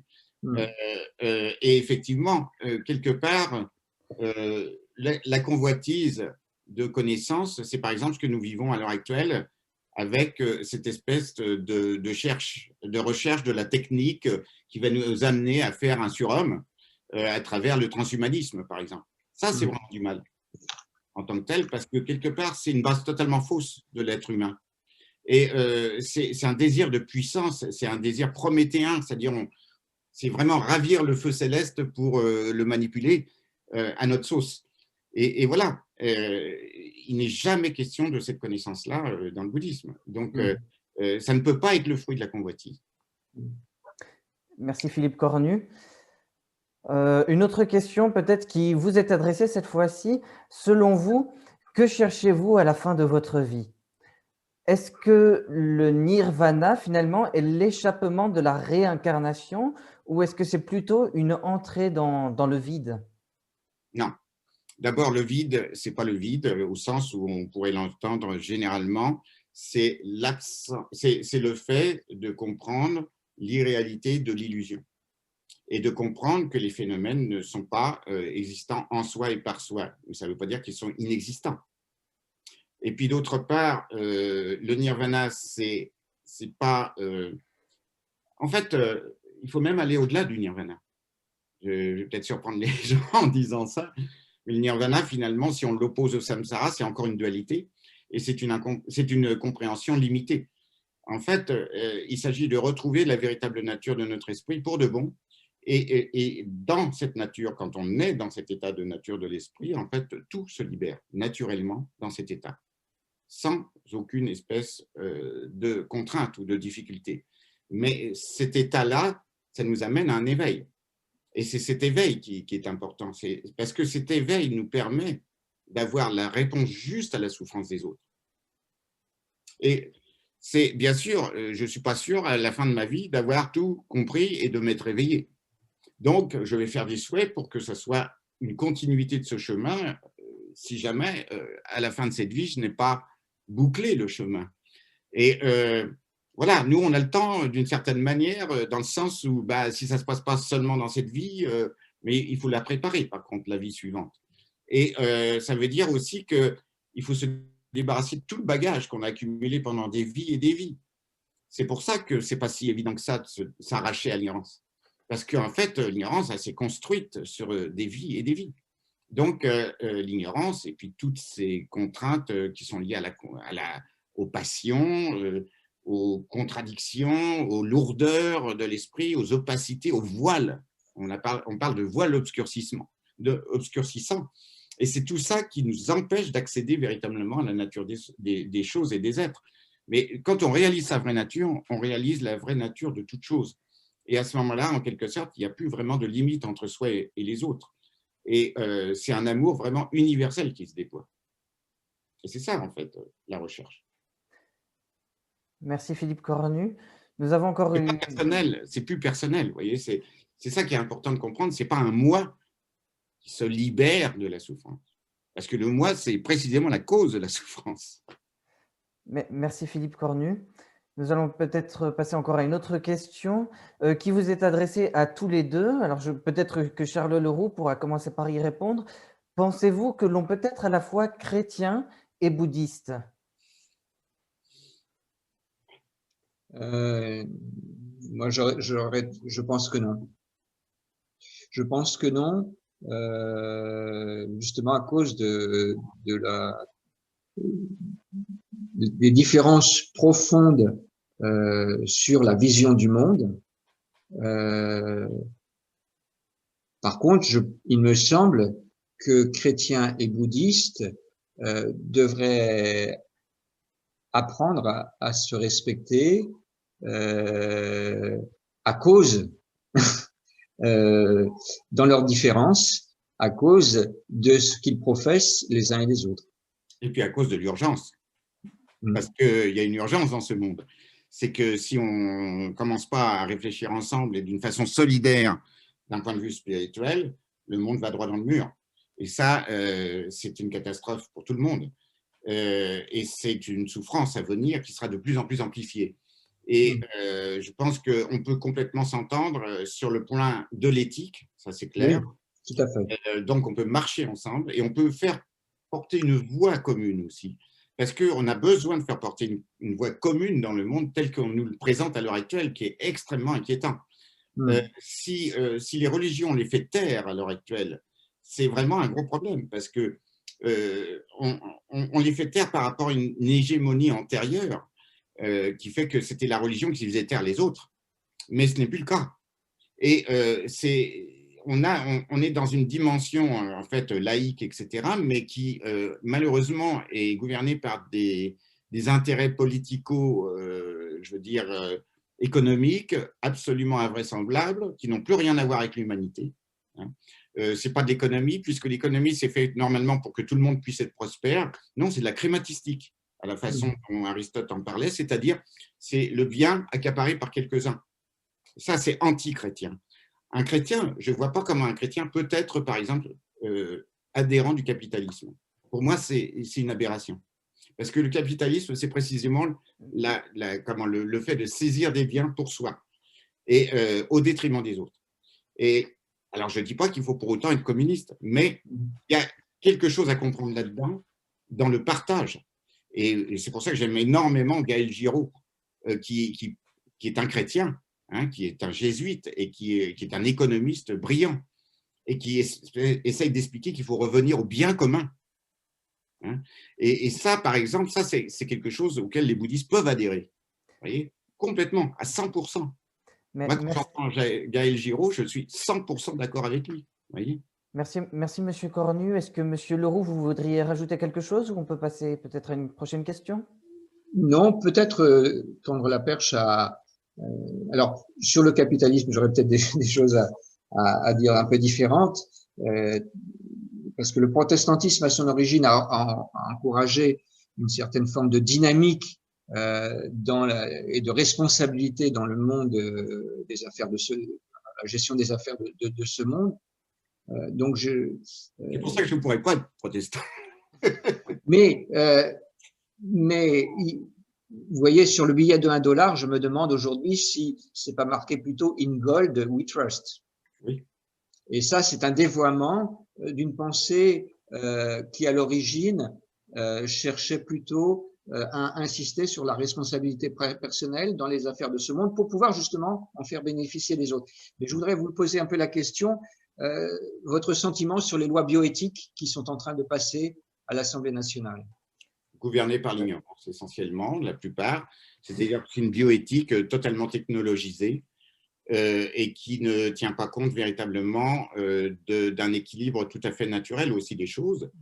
Je pense que l'homme joue à se prendre pour Dieu de plus en plus. Et alors, même si on limite un peu les dégâts, c'est vraiment, je dirais, c'est du superficiel. C'est une couche de vernis sur quelque chose qui n'est absolument pas éthique.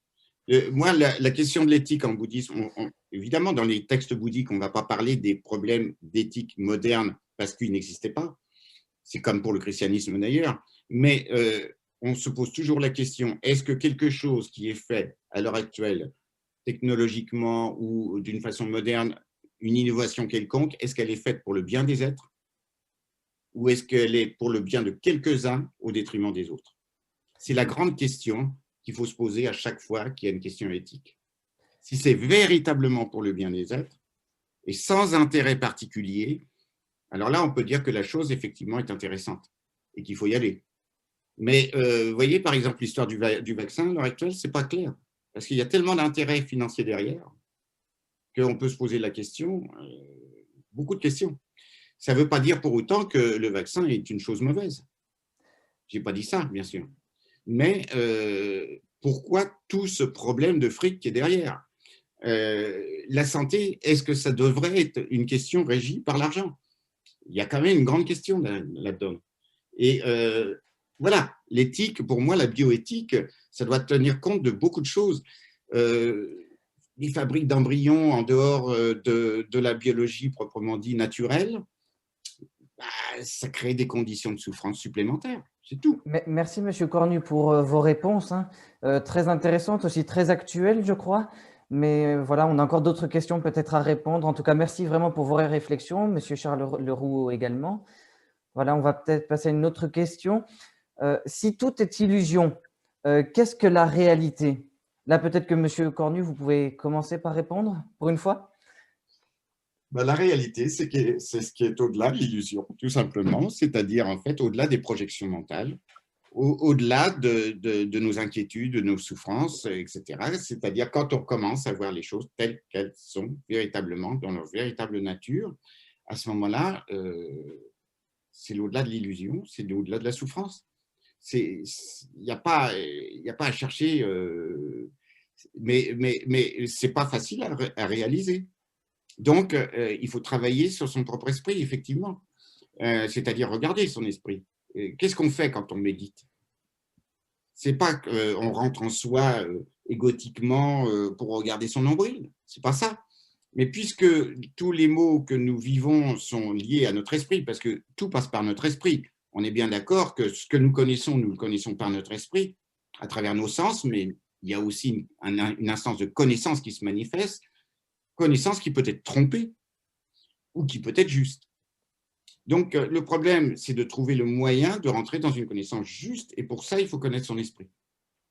Connaître son esprit, ce n'est pas connaître simplement nos réflexes habituels de l'esprit, c'est connaître d'où ça vient dans notre esprit. Qu'est-ce que l'esprit qui observe les choses? Quand on se retourne sur l'esprit, on a des surprises, franchement. Hein? Quand on regarde nos pensées, si on regarde, avez-vous déjà regardé vos pensées, droit dans les yeux? Vous m'en direz des nouvelles. Les pensées ne sont rien. Ce ne sont que des bulles vides d'existence propre et qui laissent un vaste espace derrière elles. Mais le problème, c'est qu'on y croit. Et quand on croit aux choses, eh bien, on leur donne une certaine solidité, une certaine réalité. On peut aller jusqu'à haïr quelqu'un et aller jusque le tuer parce qu'on croit que cette personne est mauvaise pour nous. C'est dans notre pensée que c'est né. Et on a tricoté tout un scénario invraisemblable à partir de cette croyance. Et c'est comme ça qu'on crée la souffrance. Donc, voilà, aller au-delà de cette souffrance, aller au-delà et être dans la réalité absolue, ben c'est comprendre que tout ça n'a pas de consistance réelle, mais qu'on l'alimente habituellement par nos peurs, par nos frayeurs, par nos croyances, etc., qui sont complètement fausses. On est à côté de la plaque, encore une fois. Merci, Monsieur Cornu. Merci, Monsieur Cornu. Monsieur Leroux, est-ce que vous auriez une réaction peut-être? Une réponse? La question, c'était si tout n'est qu'illusion. Qu'est-ce que la réalité? Qu'est-ce que la réalité? Oui, c'est ça. Alors, c'est une question qui est posée a priori aux bouddhistes, mais je dirais que le chrétien et la Bible a quelque chose à dire là-dessus. Parce que, oui, le monde réel est pris comme ayant une consistance qui lui vient de Dieu. Moi, en tant que physicien, je trouve une cohérence entre ma recherche dans les lois de la nature et ma recherche en Dieu. Et quelque part, dans la recherche des lois de la nature, j'essaye de trouver justement cet ordre que Dieu a mis en œuvre. Il y a une parole qui dit que la gloire de Dieu, c'est de cacher les choses. La gloire des hommes, c'est de trouver les choses. Donc, voilà. Mais je dirais que je voudrais inviter quand même à dire que c'est en Dieu qu'est la réalité. Et des fois, en tant que chrétiens, nous pouvons nous arrêter à la réalité du temps présent. Nous ne nous ennuierons pas dans l'éternité, parce que nous serons dans la réalité. Et l'apôtre Paul disait, il était en prison, deux choses se présentent à moi. Je vais peut-être mourir ou je vais peut-être être libéré. Et le mieux pour moi, ça serait de rejoindre le Seigneur, parce que je rentrerai dans la réalité. Mais dans notre réalité présente, tout ce que nous faisons, même si elle a sa part de vanité, tout ce que nous faisons a un impact éternel. Et notre réalité présente est à prendre, on ne peut plus au sérieux, en attente de la réalité qui est en Dieu. Alors, il y a parfois des incompréhensions dans les questions qui sont posées.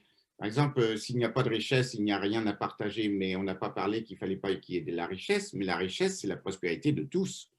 Ce n'est pas la richesse de quelques-uns qui accaparent un bien et qui prétendent, en fait, régir le monde. Donc, il faut comprendre les choses d'un point de vue évangélique aussi, à ce moment-là, véritablement. Merci. Merci. On va passer encore à une autre question. Disons qu'avec le temps qu'il nous reste, peut-être 3 questions encore. En tant que bouddhiste, est-ce qu'aujourd'hui, donc Philippe Cornu, en tant que bouddhiste, est-ce qu'aujourd'hui vous considérez que vous êtes privé de tous vos désirs qui seraient source de souffrance? Privé? Ah non, je ne suis pas privé de rien, moi. Je ne suis pas privé. J'ai encore des désirs, parce que je suis un être humain qui est en chemin, donc je ne suis pas arrivé au bout du chemin, et je les regarde, et quand je peux les voir et que je peux vraiment les comprendre du point de vue de ma pratique, à ce moment-là, effectivement, je vais peut-être pouvoir les libérer, mais ça ne va pas toujours marcher, parce que j'ai beaucoup de conditionnements, comme tout le monde, mais j'essaie de les regarder et d'être lucide. Donc, le chemin, c'est d'être lucide. Et en fait, un maître bouddhiste disait, cheminer, c'est aussi savoir trébucher et tomber, se relever, trébucher, tomber, se relever. Mais ce n'est pas le problème du moment qu'on se relève. Et les erreurs, en fait, c'est des moyens d'apprentissage. Donc, on fait tout le temps de l'apprentissage. Et ça apprend l'humilité aussi, parce qu'on se rend compte qu'on n'est pas un saint, on n'est pas un dieu. On est ce qu'on est, cheminant, voilà, en essayant de trouver la vérité, de trouver la réalité. Merci. C'est un chemin d'humilité. Charles Leroux, est-ce que vous auriez une sur le désir pour moi est un don de Dieu. C'est quelque chose qu'il nous donne justement pour entrer dans ce monde. Donc, j'accueille positivement les désirs et tous les désirs que Dieu nous donne, mais je dirais que j'ai tendance à me méfier de ma gestion de mes désirs. Et je vais prendre une image un peu amusante. J'aime beaucoup la bière, particulièrement les bières trappistes, et avec des cacahuètes, c'est encore mieux. Et ça, et je peux rendre grâce à Dieu pour le savoir des moines, pour le houblon et l'orge, et pour les cacahuètes. Et en même temps, je dois être prudent parce qu'une bière, c'est bon, mais après, ça devient dangereux si on en prend plus qu'une. Voilà. C'est toujours le problème. Voilà. Quand on parle de désir, attention, c'est pareil. Il y a plusieurs mots pour désir. Chanda, c'est un élan. Par exemple, l'élan spirituel vers l'éveil, c'est chanda, c'est un désir. S'il n'y a pas un désir d'éveil, on ne peut pas atteindre l'éveil. Donc, le désir n'est pas nié dans le bouddhisme. C'est le désir attachement qui est problématique. C'est le désir de possession. C'est le désir qui essaye de prendre pour soi, de manipuler les choses pour soi-même. C'est ce désir-là qui est un désir tordu, et donc qu'on pourrait dire diabolique. Mais ce n'est pas le désir en soi, ce n'est pas l'élan de vie. Merci. Le désir à consommer sans modération, c'est le désir de Dieu. Merci. Ah oui, celui-là, oui. Merci. On va devoir passer à une autre question qui nous a été posée, que je trouve également très intéressante. Et je pense que cette question est adressée à vous deux. D'où viennent toutes les âmes des 7 milliards d'humains si tout n'est que renouvellement et réincarnation? Alors peut-être que Monsieur Cornu, vous pouvez commencer, puisque ça semble plus aller dans la direction du bouddhisme. C'est simple, comme il y a des milliards d'univers, ou de mondes dans l'univers, c'est pas compliqué. Si vous parlez d'âmes, d'abord, ce n'est pas des âmes, pour nous, ce sont des consciences ou des flux de conscience, mais ces flux de conscience peuvent venir d'autres dimensions aussi. Donc, le nombre d'humains peut grandir, bien entendu, mais ça ne veut pas dire qu'il grandit en absolu. Il grandit, disons, sur cette terre, qui est un petit caillou parmi d'autres. Mais voilà, c'est des vases communicants. tout simplement. Donc la question ne se pose pas pour le bouddhisme. Il n'y a pas une augmentation du nombre d'êtres humains. C'est juste local et ce que nous constatons, mais ça ne veut pas dire que c'est comme ça dans l'univers entier. Et d'ailleurs, on dit que la naissance humaine est très rare et difficile à obtenir. Et que par conséquent, quand on l'a, il faut vraiment lui faire porter ses fruits. Donc, l'humanité, en fait, c'est un grand don, effectivement, mais c'est un don qui est lié aussi à tout ce que nous avons fait avant. Et il n'est pas facile de devenir un être humain. Merci. Charles Leroux, peut-être une réponse aussi? Pour nous, l'humanité se reçoit des parents, donc c'est naturel que l'humanité grandisse.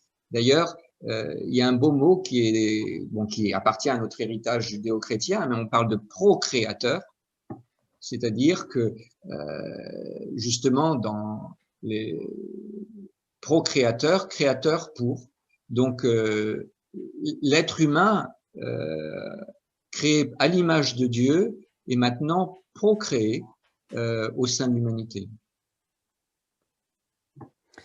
Merci. Question, quelle est la place du pardon dans le bouddhisme? Le pardon, ça veut dire pardon d'une faute, d'un péché. Donc c'est un terme vraiment chrétien. On a un équivalent dans le sens où on ne doit pas garder rancœur à quiconque. Mais ce n'est pas le pardon au sens chrétien, c'est autre chose. En fait, on est énormément piégé par les mots. Et c'est pour ça que de parler comme ça entre bouddhisme et christianisme, je veux dire, dans un échange qui est certes riche déjà, mais c'est très frustrant parce qu'on ne peut pas creuser les questions. Merci, monsieur. Vocabulaire. Merci, monsieur Cornu. Peut-être juste une question pour vous, vu que je vois que vous aimez bien parler. Certes. Voilà, une petite question juste où vous pourriez peut-être répondre en 30 secondes, 1 minute, comme ça après on peut faire une dernière question juste adressée à vous deux. Donc juste celle-là, elle est juste pour vous, monsieur Cornu. Comment exercer sa compassion si nous sommes coupés de tout? La personne dit ça veut dire qu'on ne peut pas l'éprouver, alors que Jésus, lui, il a pleuré sur le tombeau de Lazare quand il a éprouvé de la souffrance, de la tristesse. Voilà, si vous pouviez juste répondre en 30 secondes, 1 minute. Mais être coupé de tout, ça veut dire quoi? Je veux dire, un bouddhiste ne se coupe pas de tout, il s'ouvre complètement à la vie et à l'existence. Simplement, il ne s'ouvre pas à l'aspect illusoire de projection sur l'existence. Parce que, justement, il acquiert cette connaissance véritable de la nature fondamentale des choses. Et que cette nature ne peut s'accompagner que de compassion. Donc, ça ne peut pas être une fermeture. C'est une incompréhension complète du bouddhisme de penser ça. Et ça, c'est malheureusement, on a 2 siècles derrière nous de bêtises sur le bouddhisme. Merci, monsieur Cornu, pour cette réponse que je trouvais aussi, dont la question était intéressante, je trouvais. Voilà, et merci pour votre réponse. Une dernière question et on va devoir conclure aussi parce que le temps passe. Une question donc, qui vous est adressée à tous les deux et peut-être que monsieur Charles Leroux, vous pourriez commencer. Si Dieu est tout-puissant, comment interpréter le fait que certaines personnes ont un mauvais comportement, comme Hitler par exemple? Est-ce que Dieu nous a envoyés pour nous challenger ou nous faire passer des épreuves?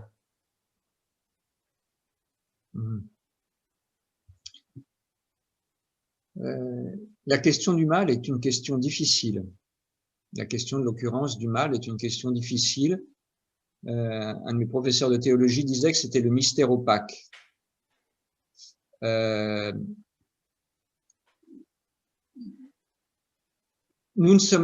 dirais que non, Dieu ne nous a pas envoyés pour nous challenger. Et là, je dirais aussi, c'est un peu comme si on avait des âmes qui viennent et puis qui viendraient. Non, nous naissons dans ce monde. Mais quand nous naissons dans ce monde, il y a un appel de Dieu et un projet de Dieu pour nous. Le prophète Jérémie disait, de la part de Dieu, je connais les projets que j'ai formés sur vous, projets de paix et non de malheur, afin de vous donner un avenir et de l'espérance. Nous sommes dans un monde qui est difficile. Dans ce monde difficile, Dieu lui-même a mis les mains au cambouis. Et celui qui s'est plus impliqué dans la lutte contre le mal, c'est Dieu lui-même. Et nous sommes dans ce monde. L'évangile n'est pas une connaissance sur les origines. Déjà, sur Dieu, il n'y a pas d'origine. Au commencement, Dieu créa les cieux et la terre. Et l'origine de Satan, mystère. Si ce n'est qu'on sait que c'est un être créé, alors que Dieu est l'inconditionné et l'incréé.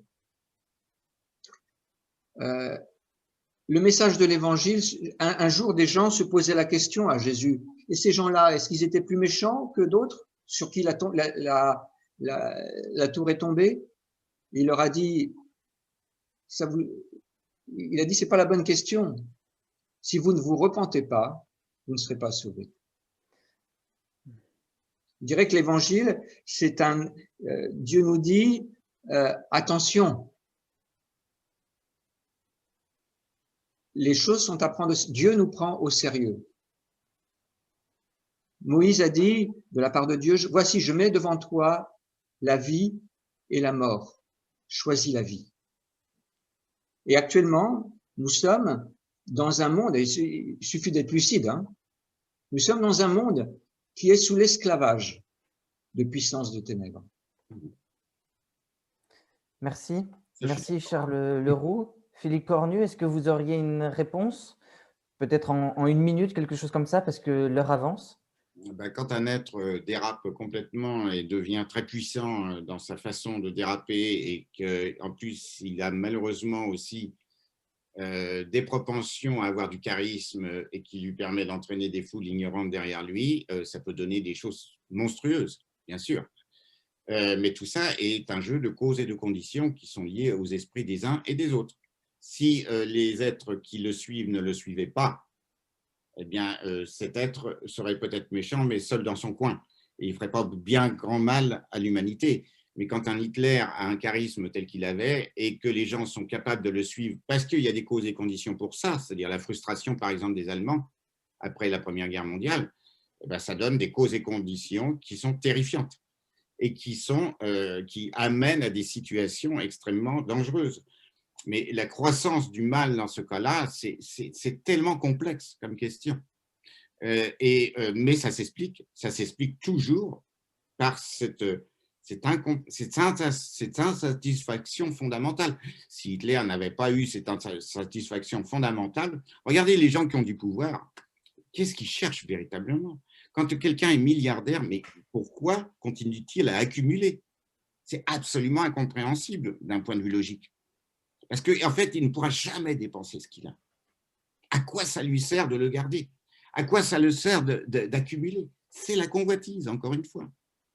C'est-à-dire le fait d'être insatisfait, de ne pas comprendre véritablement ce qu'il est et d'être toujours dans la demande encore d'autres choses et qui viendraient de l'extérieur. Et c'est ça le mal fondamentalement. C'est cette incompréhension totale de notre existence qui produit ça.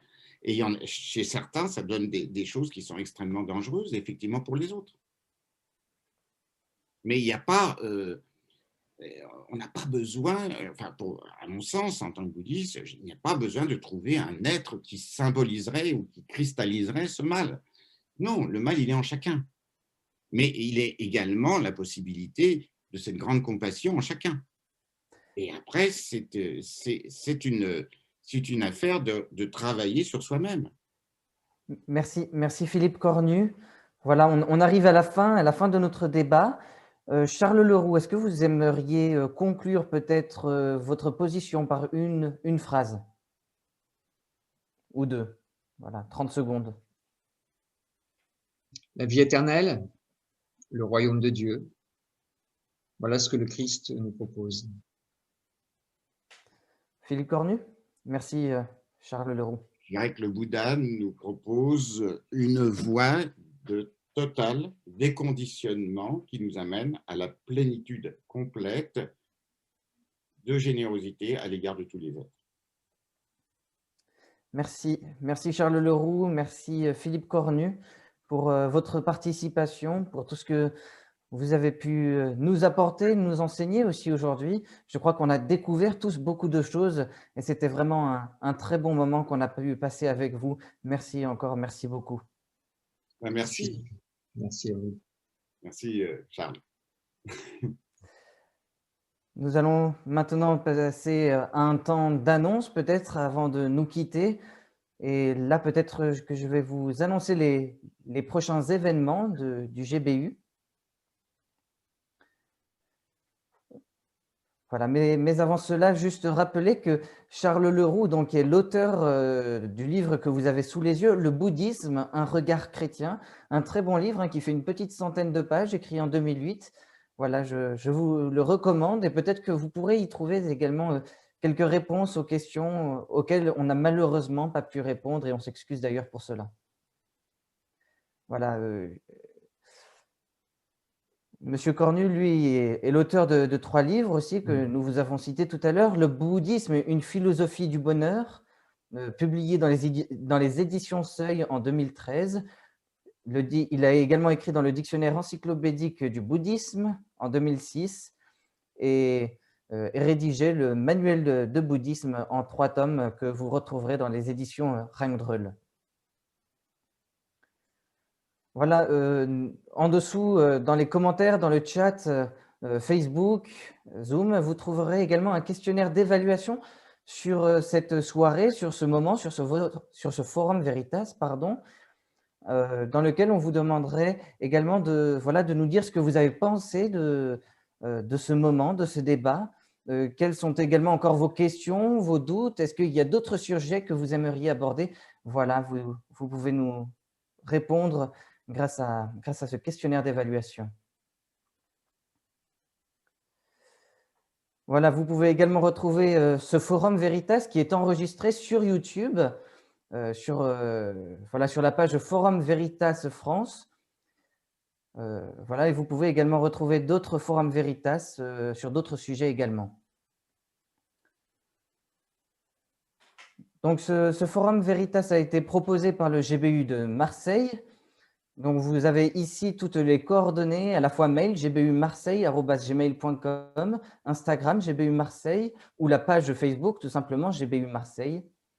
Nous arrivons donc à la fin de notre intervention, de ce forum Veritas.